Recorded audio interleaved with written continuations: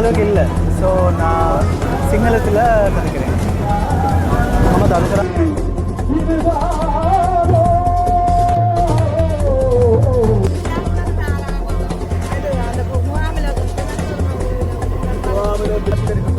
நாளைய தினம் 3வது நாள் மாபெரும் கவனஈர்ப்பு போராட்டம் கடவுளின் செயலால் வெளிச்சத்துக்கு வந்து கொண்டிருக்கின்றது.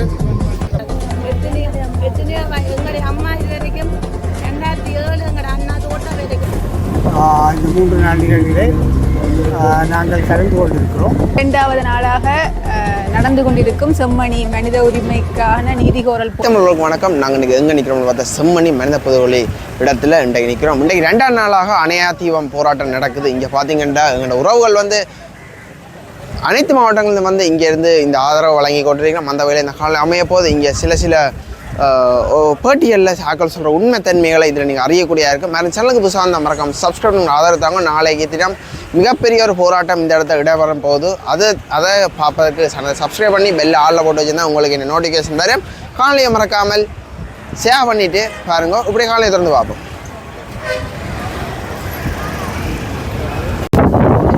வணக்கம். இன்றைக்கி இந்த செம்மணி உதயகுழி சம்பந்தமாக அதனுடைய கவனஈர்ப்பு போராட்டம் இந்த 3 நாள் நிகழ்விலே நாங்கள் கலந்து கொண்டிருக்கிறோம். இது ஒரு தமிழ் இனத்தினுடைய படுகொலைக்கான ஒரு ஆதாரமான அடித்தளம். ஏற்கனவே 19 உடலங்கள் கண்டெடுக்கப்பட்டுள்ளது.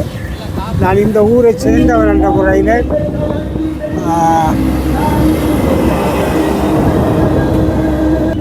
நான் இந்த ஊரை சேர்ந்தவன். கிட்டத்தட்ட ஒரு கிலோமீட்டருக்குள்ளே என்னோடய வீடு. இது வந்து இதில் புள்ளி என்ற இடம் இருக்குது. அதிலிருந்து இந்த சந்தி வரையில் ஒரு பெரிய இராணுவ முகாம் இருக்குது. 95-96 காலத்தில் கிட்டத்தட்ட 600 பேர் கொலை செய்யப்பட்டதாக ஒரு காதல் அப்பொழுதே வாய்மொழி மூலமாக பேசப்பட்டது. முள்ளி கேம்ப்னு சொல்லக்கூடிய கேம்ப் ஒரு பயங்கரமான கேம்பாக இருந்தது. எனக்கு தெரியும் என்னென்ன. ஆக இது வந்து ஒரு படுகொலைக்கான ஒரு களம். இப்பொழுது இதுக்கான இன்னொரு கொலை விசாரணை தேவையில்லை. என்றால் இந்த கொல்லப்பட்ட அல்லது பிடிக்கப்பட்ட கண்டெடுக்கப்பட்ட உடலங்கள் எல்லாமே பொதுமக்களுடைய போராளிகளுக்கு. அப்போ பொதுவாகவே சொல்வார்கள் யுத்தம் என்றால் இழப்புகள் தான் கொலைகள் நடக்கும். நான் இது அந்த யுத்தத்தினுடைய கொலை தான் அல்ல. இது சிவில் மக்களுடைய கொலை. மறுபடியால் இப்போ ஏற்கனவே கனடா, பிரிட்டன் போன்ற நாடுகள் ஏற்கனவே இந்த அரசாங்கத்துக்கு எதிராக இந்த இராணுவங்களுக்கு எதிராக நடவடிக்கை எடுத்துருக்கு. நான் இப்போ கோரிக்கை விடுகிறேன். இந்த மனித உரிமை ஆணையாளர்கள் நாளைக்கு எங்களுடைய கட்சி சார்ந்தவர்கள் சந்திப்பார்கள். 2 பாராளுமன்ற உறுப்பினர்கள் நாளைக்கு சந்திப்பார்கள். சில விடயங்கள் எடுத்து சொல்லுவார்கள். நாங்கள் கேட்டுக்கொண்டேன்னா இந்த இலங்கையில் இருக்கக்கூடிய ஏனைய ராசதந்திரிகள் கட்டாயம் இந்த இடங்களை பார்க்க வேண்டும். பார்த்து தங்களுடைய நாட்டுக்கு இந்த உண்மையான நிலையை தெரியப்படுத்துவதன் மூலம் இந்த ஏனைய கனடா, பிரிட்டன் போன்ற நாடுகளுடைய செயல்பாடுகளில் இறங்கி புதிய இதில் பாதிக்கப்படும். உண்மையாக 95-96 இங்கே இராணுவத்திலே யார் பொறுப்பாக இருந்தவங்க ஆவணங்கள் இருக்கும். அவனுடைய தேடி பிடிக்கலாம். இராணுவம் அல்லது அரசாங்கம் நினைத்தால் கண்டுபிடிக்கலாம், தண்டனை வழங்கலாம். அந்த வாய்ப்பு இருக்கு. ஆனால் இந்த அரசாங்கம் செய்யாது என்றதால் அந்த சர்வதேச ரீதியாக அது வர வேண்டும் என்றால் எல்லா இங்கே இருக்கிற நாடுகள், நியாயங்கள் கல்கிற நாடுகள் ஒன்றாக சேர்ந்து தளங்களை பார்த்து தங்கள் நாட்டுக்கு அறிக்கை கொடுத்து அதனாக ஒரு அபிப்பிராயத்தை இந்த நாட்டுக்கு எதிராக இருப்பதன் மூலம் பாதிக்கப்பட்டவர்களுக்கு தமிழ் இனத்துக்கு ஒரு நீதி கிடைப்பதற்கான வாய்ப்பை உருவாக்க முடியும் நான் நினைக்கிறேன். மனித உரிமை ஆணையாளருடைய ஐக்கிய நாடுகள் மனித உரிமை ஆணையாளர் இந்த விஷயம் அதற்கான கால்கோலாக அமையும் என்று நான் நினைக்கிறேன். ஆனால் நாங்கள் தொடர்ந்து இந்த விடயம் தொடர்பாக கருத்து தெரிவித்து வர வேண்டியது அவசியம் என்று நான் வேறு என்ன நடவடிக்கை இப்போ எடுக்கப்படும் எதிர்பார்க்குறீங்க? இதை விட இங்கே நான் நினைக்கிறேன் இந்த அரசாங்கம் கூட ஏற்கனவே இந்த அகழ்வுகள் இன்னும் விஸ்தரிக்கப்பட வேண்டும். என்னுடைய பார்வையில் இதை சித்துப்பாத்தி அந்த மயானத்துக்கு அருகாமையில் வீட்டிடங்கள் பரிசீலிக்கப்பட வேண்டும் என்று நான் நம்புகிறேன். 600 பேருக்கிட்ட ஒரு பேச்சு அந்த காலத்திலேருந்து இருந்தது. அதனுடைய அது ஆய்வு செய்யப்பட வேண்டும். அரசாங்கம் அதற்கான வசதிகளை உடனே செய்ய வேண்டும். அரசாங்கம் தடை இல்லாமல் முழு ஆய்வுகளுக்கும் அரசாங்கம் உதவி செய்யும். அதன் மூலம் சிவிலியன்ஸ்கள் என்று சொல்லக்கூடிய பொதுமக்களுடைய அதுதான் இனப்படுகொலைக்கான ஆதாரங்களாக அமையும். அந்த விஷயங்களில் இந்த அரசாங்கம் தடை இல்லாமல் முன்னெடுக்கிறதுக்கான எல்லா ஏற்பாடுகளும் செய்ய வேணும். அதுக்கான நிதி வழங்க வேணும். ஆய்வுக்கான நிதியை அரசாங்கம் வழங்க வேணும். அதை தொடர்ந்து செய்வதற்கு அரசாங்கம் செயல்படும். சரி, நன்றி. காலமும் காணாமல் ஆக்கப்பட்டவருடைய நிலை என்ன இருக்கணுமோ இல்லையோ, எத்தனையோ அம்மா வேறு நாளைக்கு வரும் இதுவரைக்கும் ஏங்கி காட்டடைக்கில் இறந்துட்டார்கள். எத்தனையோ எங்களுடைய அம்மா இதுவரைக்கும் 2007 எங்களோட அண்ணா தோட்ட வேலைக்கு நாங்கள் 12 சகோதரங்கள் தோட்ட வேலைக்கு கூலி வேலைக்கு போன இடத்துல எங்களுடைய அண்ணாவை கடத்தப்பட்டிருக்குது. அதில் சாட்சியல் கூடி இருக்கிறோம். ஒரு ஆள் இல்லை 2 மூணு எங்களோட ஏரியாவில் எங்களோட உறவுக்காரர் 8 பேர் காணாமல் ஆக்கப்பட்டிருக்கிறோம். இதுவரைக்கும் எந்த ஒரு நியாயமும் எந்த ஒரு காணாமல் ஆக்கப்பட்டவருக்கு எந்த ஒரு நீதியும் கிடைக்கல. எல்லா பேருக்கும் எங்களுடைய அம்மா நாளைக்கு வரும் எங்கள் இதுவரைக்கும் இல்லை. எங்களுடைய அம்மா பிரஷர் ஹார்ட் அட்டாக்கில் இறந்துட்டா. அப்பாவும் இறந்துட்டேன். 2007 3ஆம் மாதம் 4ஆம் தேதி ஒரே நாளில் 8 பேர் அடுத்தடுத்த ஒரு விழாமிக்கு வந்தவங்க ஆரம்பம் முடிச்சவங்க எங்களை கண்ணை கொடுத்தாங்க. ஆனால் இதுவரையும் நாங்கள் ஒரு சில முறைப்பாடை கொடுத்துருக்குறோம். அல்லது கேம்புக்கு நாங்கள் நேரடியாக பிள்ளைகளுக்கு வீட்டில் கொண்டு போட்டு நாங்கள் கொண்டு வெளியில் செஞ்சு எங்களுக்கு பக்கத்தால் வீட்டில் கொண்டு போயிடலாம். நாங்கள் ரோட்டில் இருந்து கூட எங்களை சுருவம் வந்து நாங்கள் அவள் கோர்ட்டில் போய் வழக்கு கொடுத்தோம். நாங்கள் சாட்சி கேட்டது பூரா தோட்டத்தில் இருந்தாங்க. நான் வந்து சொல்லுவாங்க எனக்கு ஒரு சாட்சியால் உடனே திருவடையில் அம்மா அப்பா அம்மாட்டுக்கு நாங்கள் 8 பொம்பளை சகோதரங்க. ஒரு வீட்டில் 3 கிச்சன் சொல்லி இந்த கிராமத்தில் எத்தனையோ கிராமம் வடமனாட்சியில் எத்தனையோ ஒரு வறுமைக்கு உட்பட்ட கிராமங்கள் இருக்குது. அந்த கிராமம் சில நேரம் அரசியல்வாதிகள் தங்கள் அரசியல் நோக்கத்துக்காண்டி அந்த கிராமங்களை வச்சு ஒரு இதாக வச்சு அந்த கிராமத்தை வச்சு தான் அந்த கிராமத்துக்கு என்ன தேவை என்ன இதன்றதான் இது வரைக்கும் எங்களுக்கு தீர்வு காணலாம். அந்த காணாம போனவை இருக்கணும். சரி இல்லையென்று சொன்னாலும் இல்லையென்று கூடிய இது வரைக்கும் இந்த ஒரு அரசாங்கம் எங்களுக்கு ஒரு முடிவு சொல்லல. இது இது எங்கேயும் ஒரு சர்வதேச ரீதியில் தான் எங்களுக்கு ஒரு இதுக்கான ஒரு முடிவு கிடைக்கும். இன்றைக்கு இந்த போராட்டத்தை நாங்கள் துவங்கி இருக்கிறோம். நாளைக்கு மத்தியில் இந்த சர்வதேச ரீதியிலிருந்து எங்களுக்கு இந்த காணாமல் ஆக்கப்பட்டோர் இந்த எங்கள் தமிழ் மக்களுக்கு எங்களை அநியாயம் நடந்த தட்டி கேட்கறது இந்த சர்வதேச நாடு முன்வர வேணும். இனிமேலும் எங்களோட தமிழ் இனம் நிம்மதியாக இருக்க வேணும் என்றுதான் இன்றைக்கு நான் இந்த ஒரு என் சகோதரம் இல்லை இந்த உலகத்தில் இருக்க எல்லாருக்காண்டியும் நான் வந்துக்கிறேன். இந்த அண்ணாக்காண்டி வரையில எங்களோட ஊரில் 8 பேர் இந்த உலகத்தில் எத்தனையோ பிரச்சனை நடக்கான வழி கொண்டு வர எங்களோட சனம் பயப்படுது. ஏன்னா அவைகள் எங்களோட இருக்கிற பேர பிள்ளைகள் அவைகளுக்கும் இந்த நிலைமை வந்தால் எந்த அரசாங்கம் எந்த அரசியல் எங்களுக்கு பதில் சொல்ல போகுது இல்லையே. இதுவரைக்கும் காணாமல் ஆக்கப்பட்ட வேண்டிய பதில் இல்லை. இதை கூறிக்கொண்டு எங்களுக்கும் அதை யோசிச்சு அம்மா அப்பா இல்லை. அதனால் எங்களுக்கு நிறைய வருத்தங்கள் வந்துடுது. அதனால நாங்கள் இந்த ஒரு போராட்டத்தை இந்த நாளைக்கு வெறும் நாங்கள் இந்த போராட்டம் நடத்த போகிறோம். சர்வதேச நாடு எந்த ஒரு இப்போ அரசாங்கமும் சரி போலீஸ் பாதுகாப்பும் சரி எந்த தடையும் இல்லாமல் ஒரு சர்வதேச நாடு இங்கே எங்களோட இப்போ வேட்பாளருக்கு நாளைக்கு இங்கே கொண்டு வரணும். உங்களில் ஒரு குறை இல்லையாண்டா, உங்களில் பயம் இல்லையாண்டா, உங்களில் ஒரு பொய்யான ஒரு இது இல்லையாண்டா நீங்கள் இங்கே கொடுங்க பொதுமக்கள்கிட்ட எங்களோட குறையில நாங்கள் வேட்ட சொல்லி எங்களுக்கு என்ன தேவைன்றதை நாங்கள் கேட்குறோம். நீங்களே பயப்படுறீங்க. உங்களில் என்ன குறை இருக்குது? உங்களில் ஏதோ ஒரு தப்பு இருக்கிறவன்னா தானே எங்களை சந்திக்க இந்த சர்வதேச நாட்டில் இருந்து உங்களை சந்திக்க ஒரு ஜனம் விடாதீங்களா? எங்களோட இலங்கையில் எங்களுக்கு இங்கே ஒரு அரசியலோ இந்த அரசாங்கம் எங்களுக்கு ஒரு தீர்வு கிடைக்க போகிறது இல்லை. கடைசி மட்டும் எங்களோட இன்னும் மாற எங்களோட பிள்ளைகள் எங்களோட இளைஞாமுதாயம் இதே நிலையை தான் நாங்கள் எதிர்கொள்ள போகிறோம். அதுக்கு எதுமலாவது சர்வதேச நாடுகளுக்கு வந்து இதுக்கான ஒரு தீர்வை கேட்டு திரவணமான்னு சொல்லி நான் இன்றைக்கு கேட்டு நிற்கிறேன். நன்றி.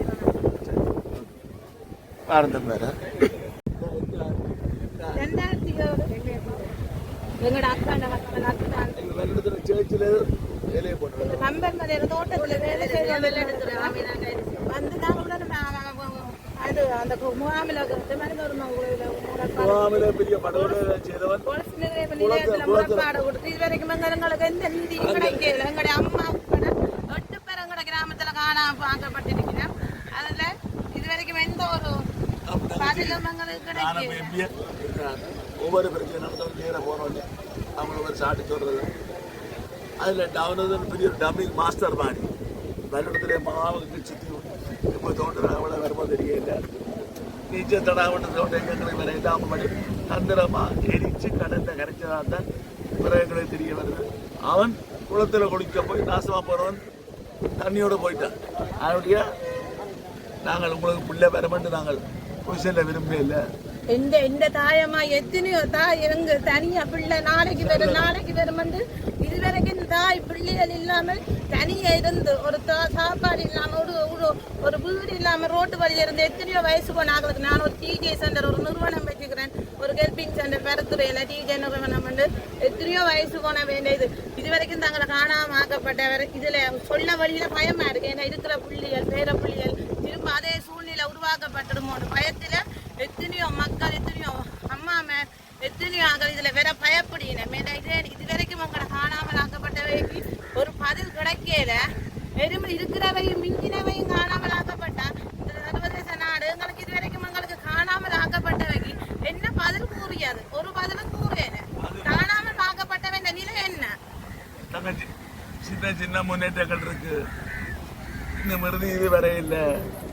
அதை விட்டு போட்டு காணாம போன மற்ற குடும்பம் தான் போராடணும் காட்ட எங்களை மக்கள் வச்சிருக்கு. ஒரு பச்சை சுயநலமான இது இனத்துக்கு பிரச்சனை, இதை பொதுவான பிரச்சனையா எடுக்கணும். ஒரு வீட்டை விட்டு செத்த விட்டு ஏன் இந்த ஊரில் இருக்காங்க எல்லாம் போற துன்பத்தை பயிர்ற மாதிரி அது காணாம கொடுத்த மனைவியோ தாயோ சகோதரிகளோ தான் நின்று போராடணும். மச்சம் எல்லாம் தண்டை வேலையை பார்க்கணும்னு சொல்றது பிள்ளையார் விஷயம். ஐயா இன்னொரு கேள்வி உண்டு உங்கள்கிட்ட. கடந்த பாராளுமன்ற அமர்விலே எங்களுடைய நீதி அமைச்சர் அவர்கள் கூறியிருக்கிறார், செம்மணி சம்பந்தமாகவும் அல்லது முள்ளிவாய்க்கால் சம்பந்தமாகவும் எல்லாம் வதந்தியான தகவல்கள் என்று கூறியிருக்கிறார். அப்படியான இக்கட்டத்தில் நாளையான முக்கியமான நாளிலே எங்களுக்கு ஒரு தமிழர்களுக்கான ஒரு நீதி கிடைக்கும் என்று நீங்க நம்புறீங்களா? நீதி கிடைக்கிற நோக்கி பயணத்தை நாங்கள் ஒரு நாளில் கிடைக்க வேண்டிய போய்கொண்டு இந்த செப்டம்பர் மாத கூட்டத்தொடர் 59வது இப்பொழுது நடக்கிறது. 60வது கூட்டத்தொடர் முக்கியமானது. சர்வதேச பூகோளவியல் நீதியிலே எங்களுக்கு நீதி கிடைக்கக்கூடிய வாய்ப்புகள் எங்களுடைய தரப்பிலே நாங்கள் இனப்படுகொலை என்று சொல்வதற்கு 2021 வரை எடுத்தது. 1983 அன்னை இந்திரா காந்தி இந்திய பிரதமர் இந்தியாவுடைய 2 சபைகள் பாராளுமன்றத்திலே மக்களவை, மாநிலங்களவை, லோக்சபையிலே, ராஜ்யசபாவிலே ஆகஸ்ட் மாதம் 16 83 இனப்படுகொலை என்று சொன்னதன் பின்னரும் தலைவர் அமரலிங்கம் அவர்கள் சொன்னதன் பின்னரும் இங்கே இனப்படுகொலை தீர்மானத்தை கொண்டு வருவதற்கு நாம் பட்ட அவலம் மாகாண சபையிலே எடுப்பார். தம்பி கொஞ்சம் பொறுங்க சுவாமி மாவேண்ண சொல்லுவார், கொஞ்சம் பொறுங்க. சிவிக்கு ஐயா இருந்தார், அவர் பொறுங்க கொண்டு உடைச்ச அப்புறம் சந்தையாக கூப்பிட்டு ஆயிடுச்சு. 2015 தீர்மானம் கொண்டு வந்தோம். 2021 தான் ஐக்கிய நாடுகள் மனித உரிமை ஆணையாளருக்கு ஐக்கிய நாடு சேர் நாயகத்துக்கும் 3 தமிழர் தரப்புகள் சம்பந்தனை ஐயா அஜித்ரோமான் கையெழுத்திட்டு விசாரணை கோரி. ஆகவே காலம் நீடிக்கிறது பிந்துகின்ற எங்கள் தரப்பு பிள்ளையை கொண்டு நாங்கள் சர்வதேசத்தில் போட்டினார். சர்வதேசத்திலும் இருக்கிறது, எங்களிடம் இருக்கிறது. நாங்கள் எல்லோரும் இறுக்கமாக தேர்தல் நேரத்தில் கிளம்பி 6வது நாங்கள் ஒரு பொதுவான வேண்டுகோளை நோக்கி பயணிப்போமாக இருந்தால் நிச்சயமாக நீதி கிடைக்கும். இதே போல ஒரு விடயத்தை சொல்ல விரும்புகின்றேன். திருமதி நவநீத பிள்ளை அவர்கள் மனித உரிமை ஆணையாளராக இருந்தவரை இங்கு வருகின்ற பொழுது சந்திக்கப்படவில்லை, எங்களை அனுமதிக்கவில்லை. நாங்கள் ஆர்ப்பாட்டங்களில் ஈடுபட்டோம். எரிவாவிலே வச்சு அவருடன் பேசினேன். அவர் ஓய்வு பெற்றதற்கு பின்னர் கூட அங்கே சவுத் ஆப்பிரிக்கா, தென்னாப்பிரிக்காவில் நடைபெற்ற ஒரு மாநாட்டுக்கு நாங்கள் சென்ற பொழுது திருமதி அனந்தி சசிதரன் நான் போன்றவர்கள் சென்றோம். எங்களுக்கு விமான சீட்டுகள் கூட தரப்படவில்லை. நாங்கள் கடன்பட்டு சென்றோம். அங்கே சந்தித்த பொழுது திருமதி நவநீதம் பிள்ளையை சந்தித்த பொழுது அவர் தனியாக அறையில் வச்சு என்ன சுபத்திரத்தையும் கேட்கலாம். அந்த மாநாட்டிலே சவுத் ஆப்பிரிக்கா நாட்டினுடைய உத்தியோகத்தர்கள் எல்லாம் இருந்த ஒரு சர்வதேச மாநாட்டிலே வச்சு சொன்னார், நீங்கள் ஈழத்தமிழர்களுக்கு படுகொலையை ஒரு அமைதிப்படை சர்வதேச இராணுவம் தலையீடு செய்யக்கூடிய வலிமையான ஒரு பிரச்சனை, இன்டர்நேஷனல் இன்டர்வென்ஷன் என்று குறிப்பிட்டிருக்கார். நான் அதை உடனடியாக பத்திரிகைகளுக்கு சொல்லவில்லை என்றால் சிங்களவர் குதித்தாடுவார்கள். ஆனால் இப்பொழுது சொல்கிறோம், இன்டர்வென்ஷன் சட்டத்தை இருந்தது, உங்களுக்கு மீண்டும் ஒரு உரிமை கிடைக்கும், நீதி கிடைக்கும் என்று திருமதி அனந்த் சேகரனை கையை குலுக்கிவிட்டு கண்கலங்கி சொன்னார். என்னையும் சொன்னார், தொடர்ந்து போராடுங்கள். ஆகவே நாங்கள் எல்லோரும் அனுபவங்களையும் பகிர்ந்து கொண்டிருக்கின்றோம். 25 பேர் 50 பேர் நின்று கொண்டு சர்வதேச மக்களை திரும்பி பார்க்கின்றோம். நாங்களே எங்களை திரும்பி பார்த்தா தான் சர்வதேசம் பார்க்க என்பது எங்களுடைய மக்களுக்கு கூறிக்கொள்ள விரும்புகிறேன். நன்றி.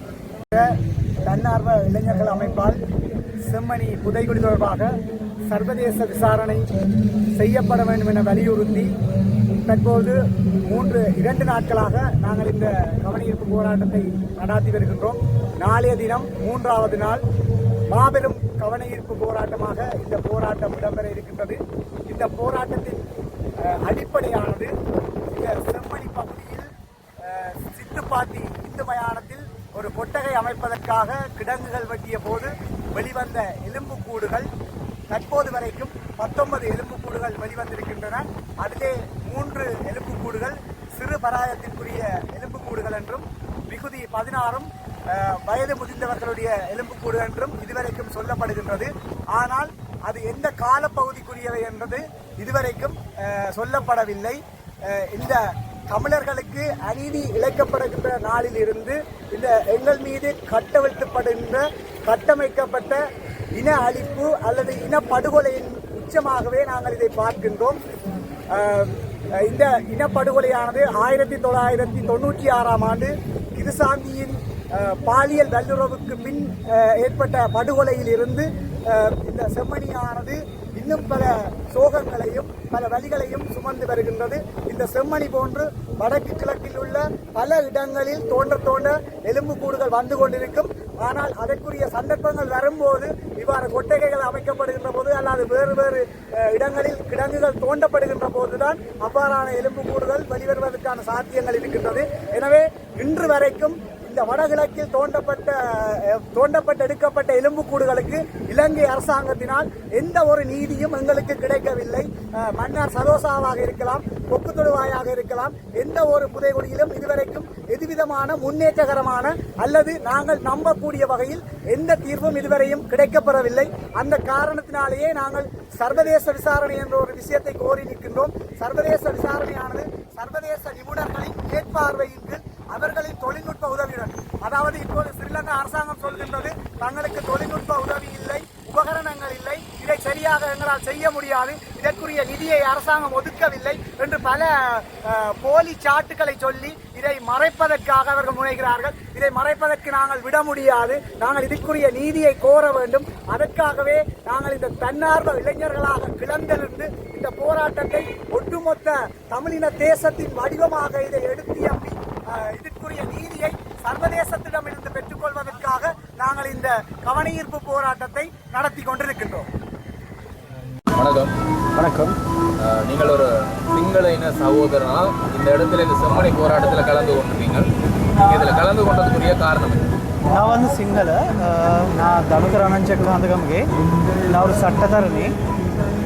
எனக்கு தமிழ் புரியும், தமிழ் பேசக்கூட தெரியும், ஆனால் அந்தளவுக்கு இல்லை. ஸோ நான் සිංහලතිල කලිකරෙන මම දනුකරණච්චක්කාදගම්ගේ නීතිච්චවරේ මම අද චෙම්මනි වලට ආවේ මෙම ස්ථානයට ආවේ මනුෂ්‍යත්වයේ කාරණාවක් නිසා. එතෙන්දි වැදගත් වෙන්නේ 1996 අපි හැමෝම දන්නවා ක්‍රිෂාන්ති කුමාරස්වාමී සමූහ දූෂණයට ලක් කරලා ඝාතනය කිරීමෙන් අනතුරුව සෝමරත්න රාජපක්ෂ කියන ලාන්ස් කෝප්‍රල්වරයා එවකට අත්අඩංගුවට අරගෙන ඔහු සම්බන්ධයෙන් නඩු විභාග කරාදී ඔහු ප්‍රකාශ කරනවා චෙම්මනි වල 300ත් 400ත් අතර අහිංසක සිවිල්වැසියන් වලදමා තිබෙන බව. ඒ සම්බන්ධයෙන් 1999 කැනීම් කිරීමක් සිද්ධ කරනු ලබනවා. ඒ කැනීම් වලට අනුව මිනි 15ක් මලසිරු 15ක් සොයාගන්න ලබනවා. ඒ හැමෝම විවිධ වදබන්ධනයන් වලට ලක් කරලා වද හිංසාවට ලක් කරලා තමයි බල දමා තිබෙන්නේ කියන එකත් අපි අඳුරගන්නවා. හැබැයි ඒ සම්බන්ධයෙන් කිසිම යුක්තියක් ඒ අපරාධකරුවන්ට කිසිම දඩුවමක් එම අපරාධකරුවන් හඳුනා ගැනීමක් සිද්ධ වුණේ නැහැ. ඊට පස්සේ මේ වසරේ පෙබරවාරි මාසයේ නැවතත් අපිට ඇටසැකිලි හම්බ වෙනවා.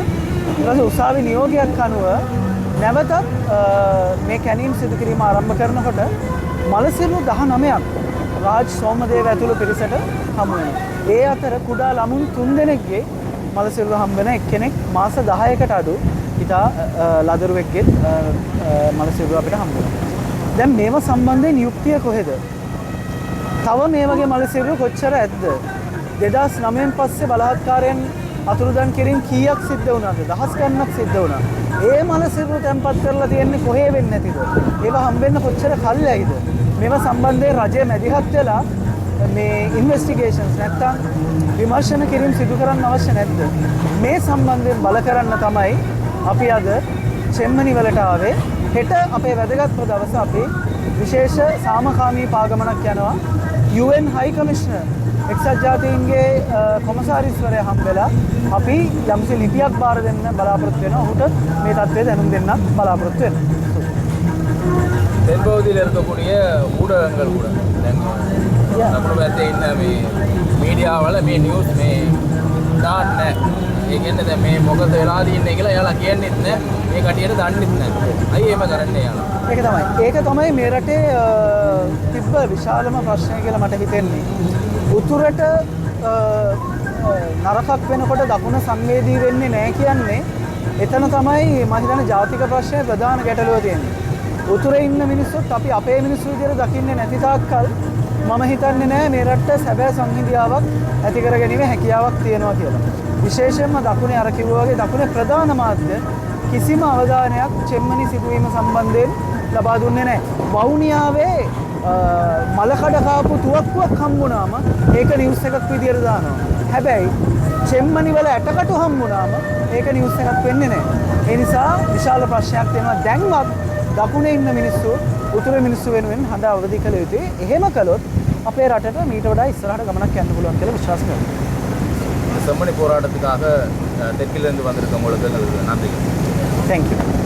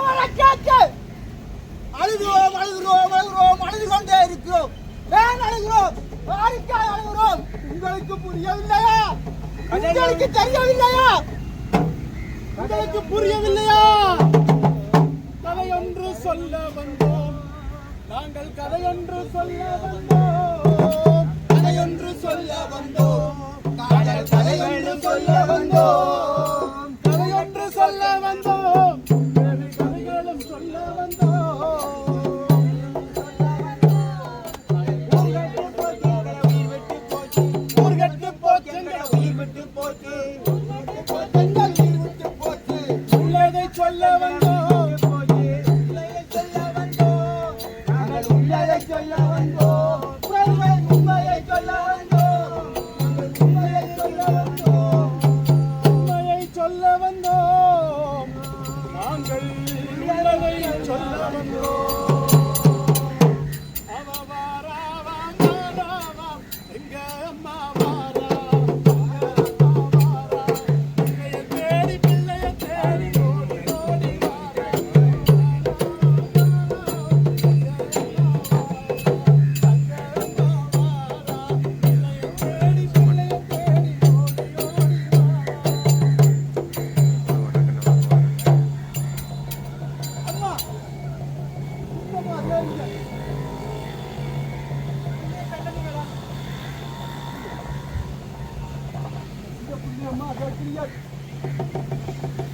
நான் எந்த புள்ளைய சொல்ல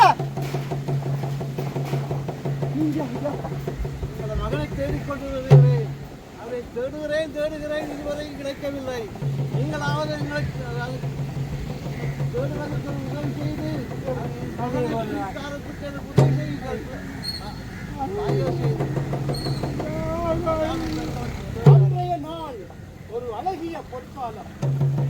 அன்றைய நாள் ஒரு அழகிய பொற்காலம்.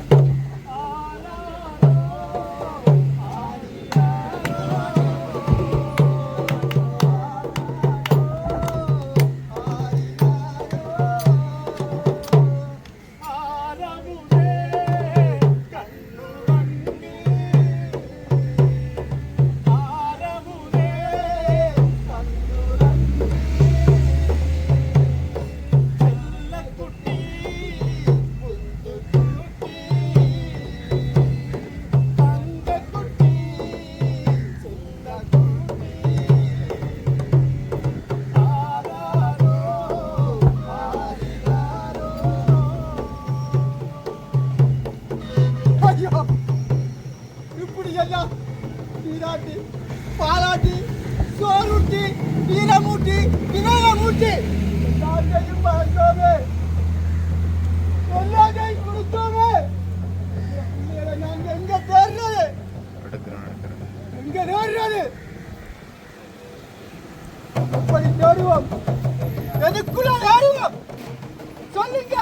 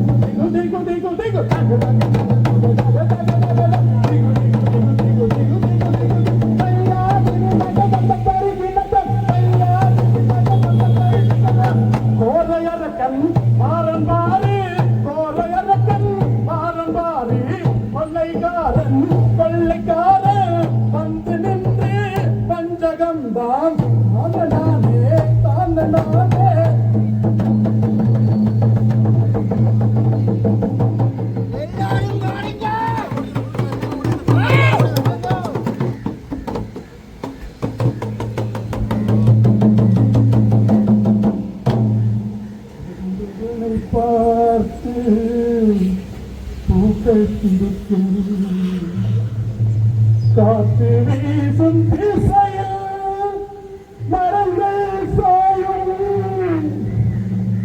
காற்று வீசும் திசையில் மரங்கள் சாயும், நாம் நடக்கும் கால்கள் எங்கு போய் சேரும்.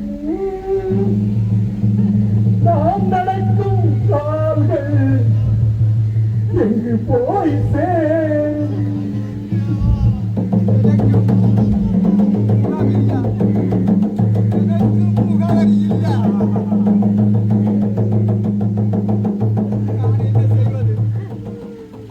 நானும் உங்களில் ஒருவன். சொந்தம் உணர்ந்து உறவை இப்ப நான் ஆருக்கோ ஆறாக வாழ பழகிட்டேன். நானும் எந்த நிலையத்தான் உங்க எல்லாருக்கும் சொல்ல வந்தேன். என்ன மறந்துடாதீங்க, நீங்க மறக்க மாட்டீங்க. நெருப்பு சாட்சி, நீங்க மறக்க மாட்டீங்க.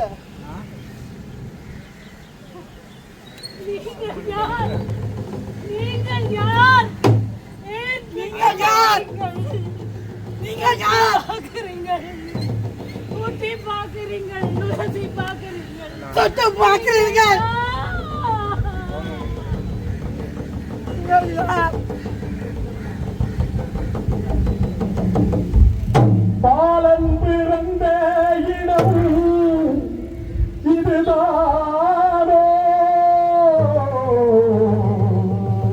சீலன் பிறந்த இடம் இதுதானோ, பாலன் பிறந்த இடம் இதுதானோ, சீலன் பிறந்த இடம் இதுதானோ, பாலன் பிறந்த இடம் இதுதானோ.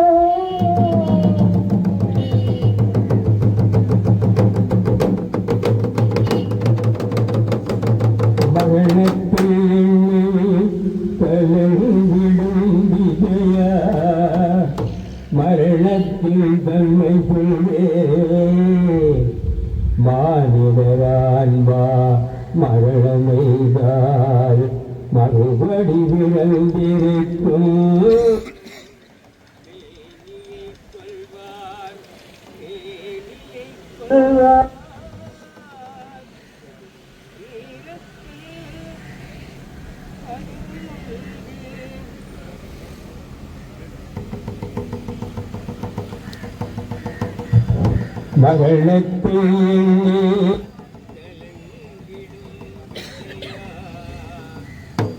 மரணத்தில் தன்மை சொல்வேன் மானிடரான்மா மரணமைதா மறுபடி பிறந்திருக்கும்.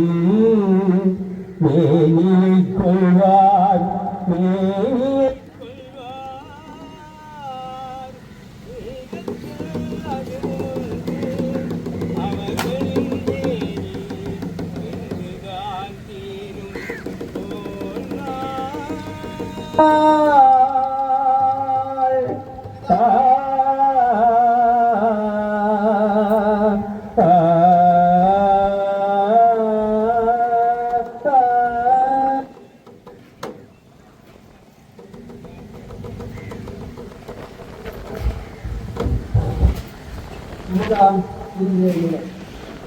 நாங்கள் எல்லோரும் சந்தோஷமா கூடி இருந்து கழிப்புட்டு வாழ்ந்து பிள்ளைக்கு பெருமனை பிடிக்கிறோம். கூடி கழிப்புட்ட குருவி கூடுகள் குலைந்து விளைந்து அனாத யாரது மகனே என் மகனே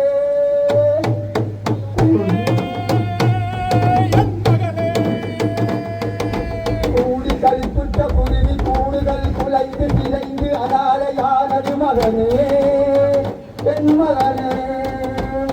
நிலவு சிரித்திட்ட செம்மன் முற்றங்கள் தரையால் வாழும் கல்லறையானது மகனே என் மகனே. ஆமா, நாங்கள் கூடியிருந்தோம், கும்மி அடித்தோம், எல்லாமே செய்தோம். ஆனால் இன்றைக்கு எங்கள் நிழல் எங்களையே நாங்கள் துளைத்து விட்டு நாங்களே தேடுகிறோம்.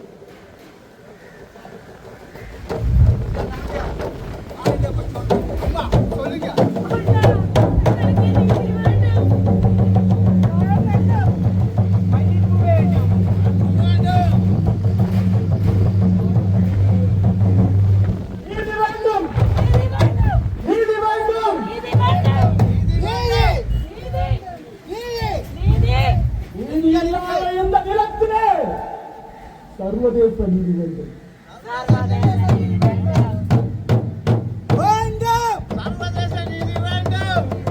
மக்கள் விழித்து விட்டால்,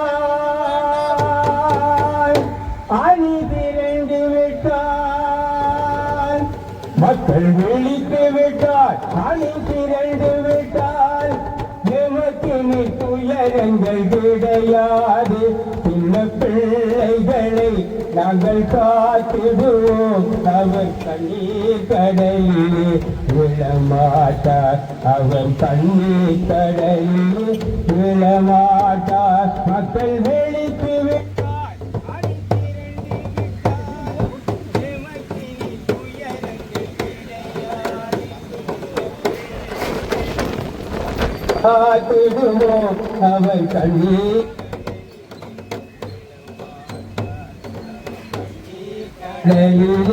விழமாட்டார். ஒரு தவறு செய்தால் அதை தெரிந்து செய்தால், ஒரு தவறு செய்தால் அதை தெரிந்து செய்தால், அவன் ஆகாலென்றாலும் விடமாட்டேன். உடல் உழைக்க சொல்வேன், அதை பிழைக்க செய்வேன். அவர் உரிமை பொருள்களை தொடமாட்டேன். மக்கள் வெளித்து கொண்டால், அழித்திரண்டு விட்டால், எமக்கு துயரங்கள் கிடையாது. இந்த பிள்ளைகளை நாங்கள் காத்திடுவோம். அவர் கண்ணீர் கடலிலே விழமாட்டா. இனி கண்ணீர் கடலிலே விழமாட்டார். சொல்லுங்க சத்தமா, நாங்க